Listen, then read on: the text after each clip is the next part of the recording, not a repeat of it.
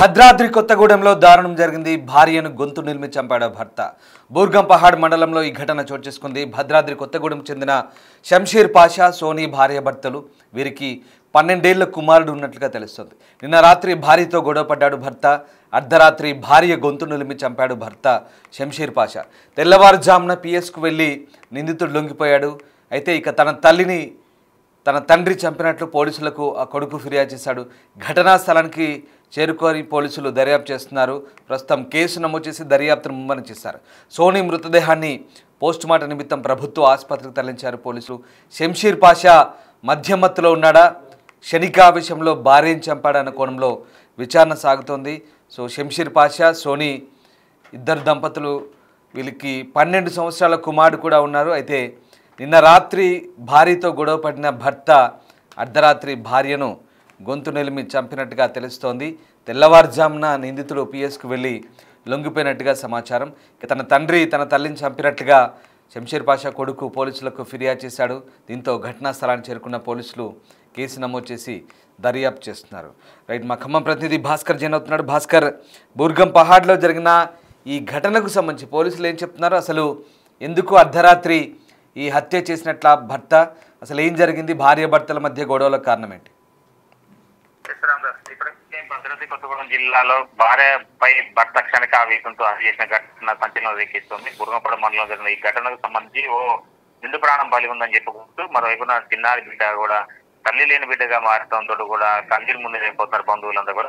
బుర్గంపడ మండలం యంత్రానికి చెందినటువంటి షంషీర్ పాషా, అతని భార్య సోనీ ఈ గత కొంతకాలంగా ఇద్దరు మధ్యన కూడా ఆర్థిక సమస్యలతో గొడవలు రేకెత్తిస్తున్న నేపథ్యంలో పలువురు పెద్ద సమస్యలు, కుటుంబ సమస్యల్లో కూడా మాట్లాడుకుని పంచాయతీ పెట్టుకున్న నేపథ్యం అయితే ఉంది. ఆయనను గత 3 నెలల నుంచి కూడా పాషా ఆటో డ్రైవర్ గా కొనసాగుతూ కుటుంబాన్ని పోషిస్తున్నారు. ఆర్థిక సమస్యలు ఒక్కసారిగా ఇబ్బందులు పడటంతో మరోవైపున అతని కుటుంబంలో అతను రోజువారీగా ఆటో వరకు పోకపోవడం, మరోవైపు చూసుకుంటే మాత్రం ఆర్థిక ఇబ్బందులతోటి కుటుంబం భార్యాభర్తల మధ్యన గొడవలు తిరుగుతున్న నేపథ్యం అయితే ఫలితంగా నైట్ కూడా సేమ్ అదే రీతి కావడంతో కూడా ఒక్కసారిగా భార్యపై ఆగ్రహం వ్యక్తం చేస్తూ గొంతు నిండి చంపేసిన అది కూడా ఘటన కొడుకు కళ్ళ ముందే జరిగిన నేపథ్యంలోనూ కొడుకు సైతం కూడా పోలీసులకు తండ్రితో పాటు తండ్రి పోలీసులకు లొంగిపోయిన కారణంలో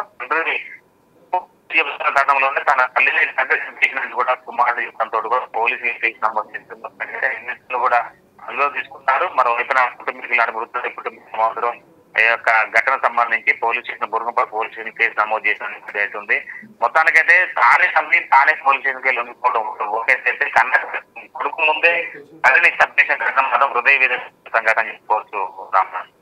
రైట్, అంటే ఎందుకు చంపినట్లు పోలీసులు కారణం ఏం చెప్తున్నారు? దీనికి సంబంధించి మరి అసలు ఏం జరిగింది? క్షణికావేశం చంపడా లేదా మధ్యమత్తులో ఏదైనా గొడవ జరిగినప్పుడు ఈ హత్య చేయడం జరిగిందా? అసలు ఏమైంది?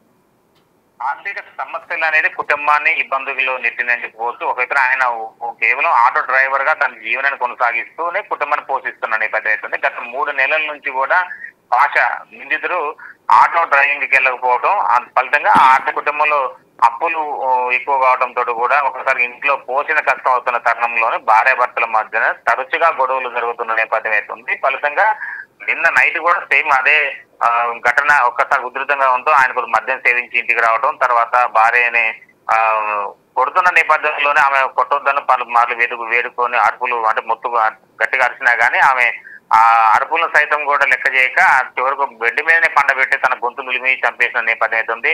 చివరకు కుమారుడు యొక్క గట్టిగా అరుపులు అరుచుకుంటూ పక్కనే వాళ్ళకి చెప్పడంతో కూడా ఈ ఘటన బయట వెలుగులోకి వచ్చింది. నేరుగా అక్కడ స్థానికులు కాబట్టి బంధువులు ఎక్కడైతే నిందితుడి పాషాను వాళ్ళు మళ్ళీ ఆయనపై దాడి చేస్తున్న భయంతో నేరుగా బుర్గంపల్లి పోలీస్ స్టేషన్కి వెళ్ళి ఘటనపై పోలీసులకు తానే లొంగిపోతున్నట్టు చెప్పిన నేపథ్యం అవుతుంది. మరోవైపు కుమారుడిని కూడా పోలీసులు ప్రశ్నించారు. తర్వాత పోలీసులు ప్రశ్నించే సమయంలో కూడా కుమారుడే తన తల్లిని తండ్రి చంపినట్టు కూడా చెప్పడంతో 12 ఏళ్ల కుమారుడు కూడా ఇప్పుడు ఆయన ఇచ్చిన వాంగ్మూలం బేస్ చేసుకొని బూర్గంపల్లి పోలీస్ స్టేషన్ కేసు నమోదు చేశారు. Ramdas. Right, yes sir, thanks for the update Bhaskar. So ఇది బూర్గం పహాడ్లో ఈ దారుణం జరిగింది.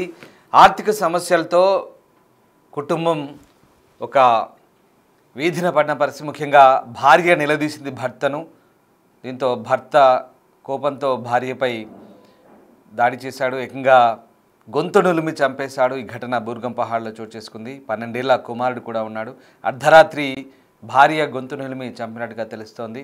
ఈ మొత్తం వ్యవహారానికి అతడు కొంతకాలంగా ఇంట్లో ఖాళీగా పనిపాట లేకుండా ఉంటున్నాడు. సో దాంతో భార్య అతన్ని కాస్త నిలదీసింది. దీంతో భర్త క్షణికావేశానికి లోనై భార్యపై దాడి చేశాడు. అంతేకాదు ఆ గొడవ పెరిగి పెద్దదైంది.